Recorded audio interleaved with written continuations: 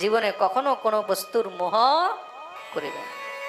মনে রাখবে, ঘরের মধ্যে একটা কুকুর পুষলে তার প্রতিও কিন্তু মোহ হয়ে যায় তো, তার প্রতি একটা মায়া হয়ে যায়। একটা পাখি পুষলে তার প্রতিও কিন্তু মায়া হয়ে যায়। অনেক সময় অনেকে ভাবে গৃহ সংসার ত্যাগ করে দিলে ত্যাগী হয়ে গেল, বউ বাচ্চা ছেড়ে দিল, আশ্রম বানিয়ে মহারাজ এবার ত্যাগী হয়ে গেল। না না না, বউ বাচ্চা তুমি তো ছেড়ে দিলে, কিন্তু এই যে আশ্রম বানিয়েছ না, ওই আশ্রমের মোহ কিন্তু বহুত খারাপ। ওই যে তুমি আশ্রম বানিয়েছ, আশ্রমেরই কিন্তু মোহ বহুত খারাপ। খুব মন দিয়ে শুনবে। কেউ যদি আশ্রম নাও বানায়, তাও কিন্তু মোহকে ত্যাগ করা সম্ভব নয়। কোনো কোনো সময় কিন্তু মোহ লেংটিরও হয়ে যায়। এক সাধু ছিল,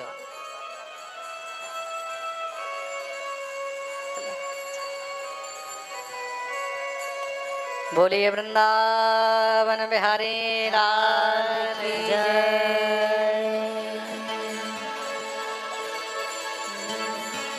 খুব মন দিয়ে শুনবে, খুব সুন্দর একটা প্রসঙ্গ আপনাদেরকে শোনাচ্ছি, মনে পড়েছে। এক নতুন সাধু হয়েছে,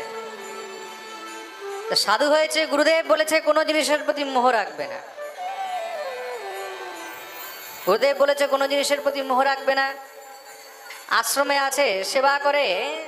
একদিন গুরুদেবকে বলছে, গুরুদেব আশ্রমে থাকলে তো আশ্রমের প্রতিও মোহ হয়ে যাবে।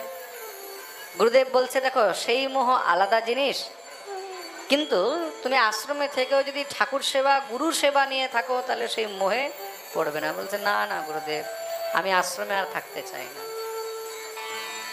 আমি আশ্রম ছেড়ে চলে যেতে চাই। গুরুদেব বললেন, ঠিক আছে।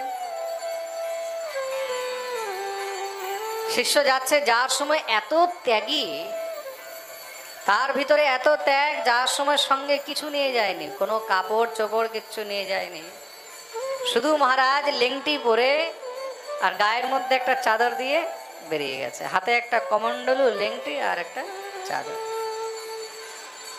যার সময় গুরুদেব বললেন, দুই চারটা বহির্ব্যাস নিয়ে যা। তুই যখন যাচ্ছিস দুই চারটা বহির্ব্যাস নিয়ে যা, এক একটা কম্বল নিয়ে যা, একটু আসন নিয়ে যা, সাধুর কাছে এগুলো থাকলে ভালো, যেখানে পাবি সেখানে বিছানা বিছিয়ে নেবে, ঘুমিয়ে যাবে।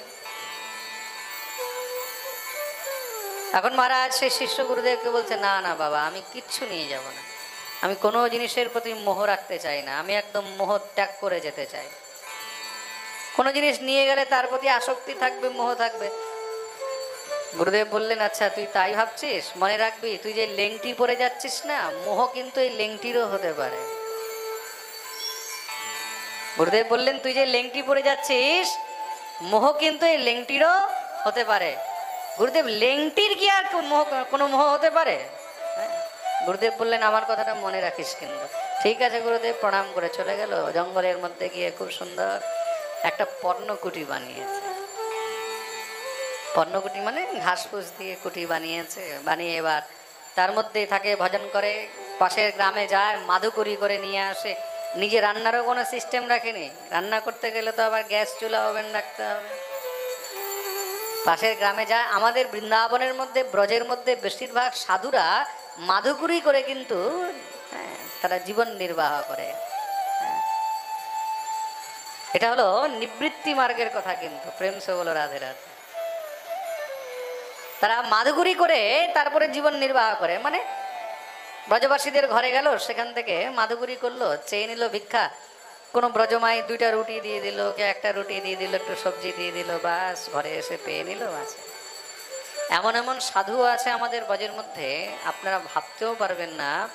তারা মাধুকরি করে রুটি নিয়ে আসে, রুটির মধ্যে যদি ঘি লাগানো থাকে না, সেই রুটিগুলোকে রেখে শুকায়, আগে শুকিয়ে তারপরে সেটাকে জল দিয়ে ধুয়ে তারপরে সেটাকে খায়।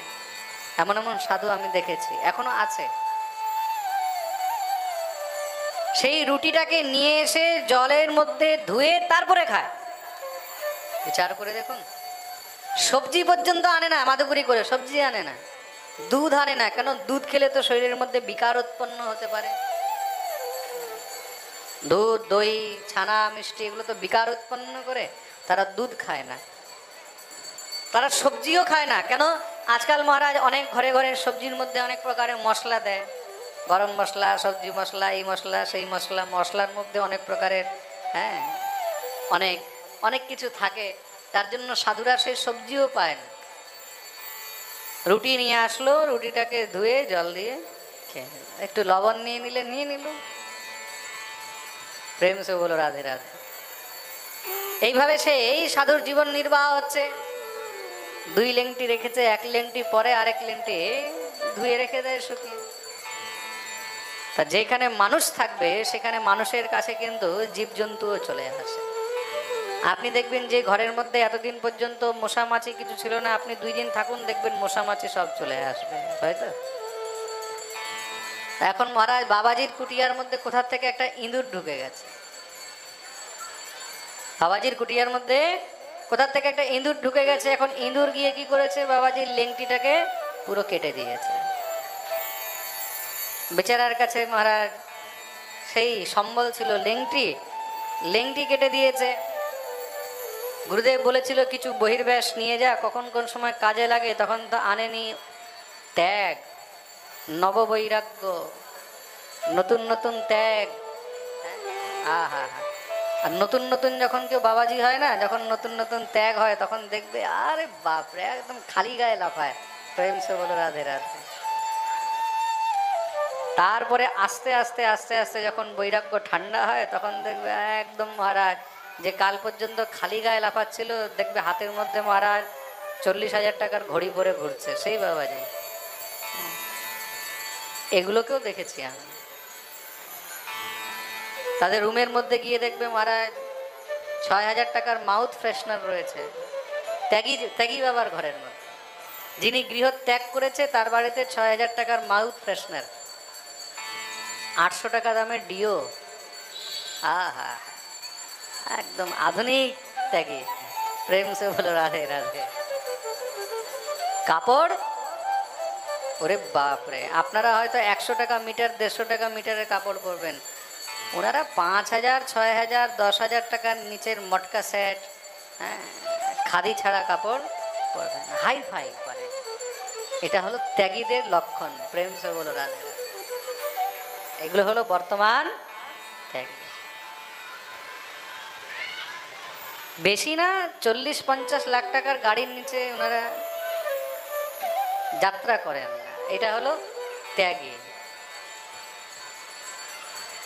আর যে দিনের মধ্যে 8 ঘন্টা খেটে 300 টাকা কামিয়ে ঘরের মধ্যে বউ বাচ্চা নিয়ে তাদের পালন পোষণ করছে, তার মধ্যে সময় বের করে ঠাকুরের ভজন করছে, আর তার মধ্যেও সময় বের করে সেই ত্যাগী বাবাকে আবার 50 টাকা প্রণামী দিয়ে আসছে, সে হলো ভোগী, সে হলো ভোগী। প্রেম সে বলো রাধে রাধে। এখন মহারাজ লেংটি কেটে দিয়েছে, ইঁদুর চিন্তা বেড়ে গেছে। এখন ওই একটা চাদর ছিল গায়ের মধ্যে, তার থেকে ছিঁড়ে আবার একটা লেংটি বানিয়েছে যেমন সেমন করে মহারাজ। আবার ইঁদুরের তো এবার চসকা লেগে গেছে, আবার এসে ইঁদুর কেটে দিয়েছে। বৃষ্টি হচ্ছে নাকি বাইরে? হ্যাঁ, হ্যাঁ হ্যাঁ হ্যাঁ, তাই বলি এত সুন্দর ঠান্ডা ওয়েদার কি করে হয়ে গেল। ঠাকুর বড় দয়ালু। প্রেম সে বলো রাধে রাধে। হে রাধে। এখন আবার যখন লেংটি কেটে দিয়েছে, এবার তো মহারাজ বাবাজির চিন্তা আরো বেড়ে গেছে। ত্যাগী বাবা, এই ইঁদুরের জ্বালায় তো আর ভজনও হবে না, ইঁদুর কি করে তাড়াবো? এখন ইঁদুর তাড়াবার জন্য মহারাজ একটা বিড়াল নিয়ে এসেছে। কোথার থেকে একটা বিড়াল ধরে নিয়ে এসেছে। কেন, বিড়াল থাকলে আর ইঁদুর থাকবে না। এখন বিড়াল নিয়ে এসেছে, বিড়াল এসেছে কিন্তু ইঁদুর এখন আউট। ইঁদুর আউট হয়ে গেছে। এখন মহারাজ বিড়াল এনেছে, তো বিড়ালকেও কিছু খেতে দিতে হয়। হ্যাঁ, তো গ্রাম থেকে মাদুগুরি করে আনে, তা কিছু 1-2টা রুটি বেঁচে যায়, কোনো সময় একটু মহারাজ কিছু বেঁচে যায়, বিড়ালটাকে সেইভাবেই খেতে দেয়। এখন আস্তে আস্তে মহারাজ সেই বিড়াল থেকে সেই বিড়ালেরও 2-4টা বাচ্চা হয়ে গেছে।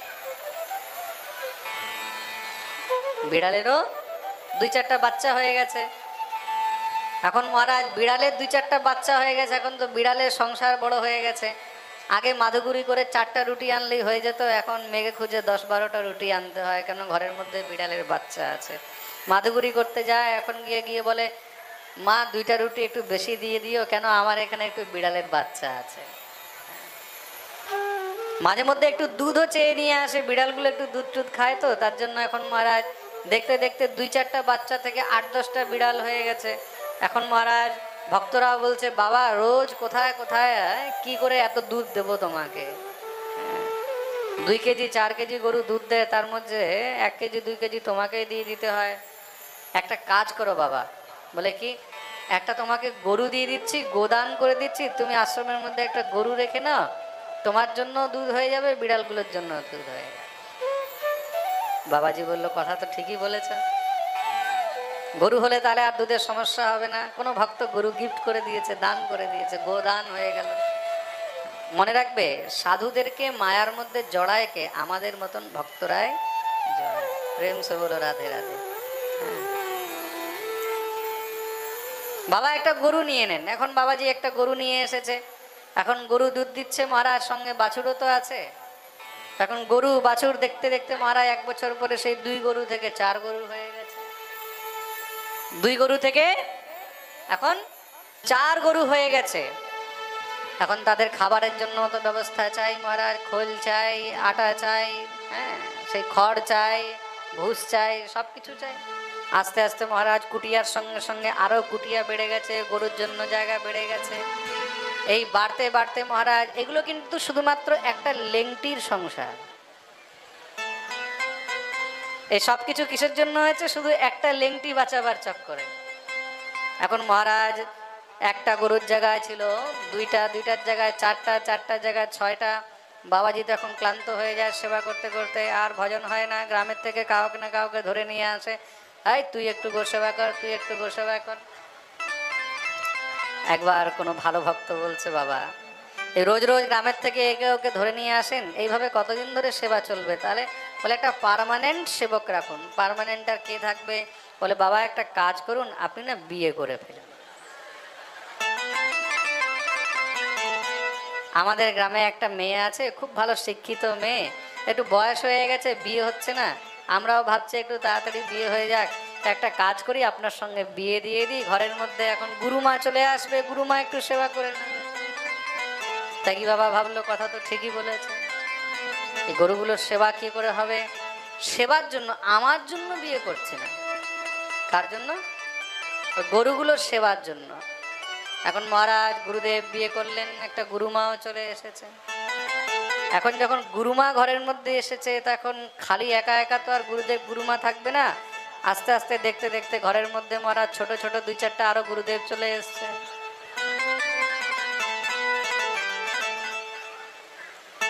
এগুলো কিসের সংসার? লেংটির সংসার। খুব মন দিয়ে শুনবে, কিসের সংসার? সেই মাত্র একটা লেংটি বাঁচাতে গিয়ে। এখন তো মহারাজ সেই সকাল থেকে সন্ধ্যা বেরিয়ে যায়, কোথায় হরিনাম, কোথায় ভজন, কোথায় সাধন। একবার এদিক থেকে একটা আসে বাবা, আরেকবার ওদিক থেকে আসে বাবা, আরেকবার পিছন থেকে এক আসে বাবা। আহা, একদিন সেই তার গুরুদেব ঘুরতে ঘুরতে সেই গ্রামে এসে উপস্থিত হয়েছে। কাউকে জিজ্ঞাসা করলো, ভাই এখানে কোনো বৈষ্ণব, কোনো ভক্তের বাড়ি আছে? আজকে আমি সেখানে একটু মাধুকরী করব, বিশ্রাম করব। সবাই বললো, হ্যাঁ খুব ভালো এক ভক্ত আছে, খুব ভালো বৈষ্ণব আছে, চলে যান। চলে গেলেন মহারাজ। যখনই গেছেন তার কাছে, সামনে গিয়ে যখনই তাকে দেখেছেন মহারাজ, সেই শিষ্য তো গুরুদেবকে দেখে চিনে ফেলেছে আমার গুরুদেব। গুরুদেব শিষ্যকে চিনতে পারেনি। শিষ্য দৌড়ে গিয়ে গুরুদেবের চরণে একদম সাষ্টাঙ্গ প্রণাম। গুরুদেব। গুরুদেব বললেন, তুমি কে? শিষ্য উঠেছে, গুরুদেব আপনি আমাকে চিনলেন না? গুরুদেব বলছেন, না তো বাবা, আমি তো তোমাকে চিনতে পারিনি। বলে, গুরুদেব আমি সেই। বলে, কে? বলে, ওই যে আশ্রম থেকে 2টা লেংটি নিয়ে বেরিয়েছিলাম। গুরুদেব বললো, লেংটি নিয়ে বেরিয়েছিলে? আর এই যে এত বড় সংসার?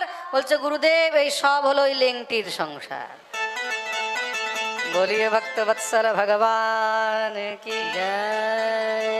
তা এই হলো লেংটির সংসার। সুতরাং এই সংসারে মোহ তো লেংটির প্রতিও হতে পারে। তা জীবনে কোনো সময় কোনো বস্তুর প্রতি কোনো মোহ রাখতে নেই।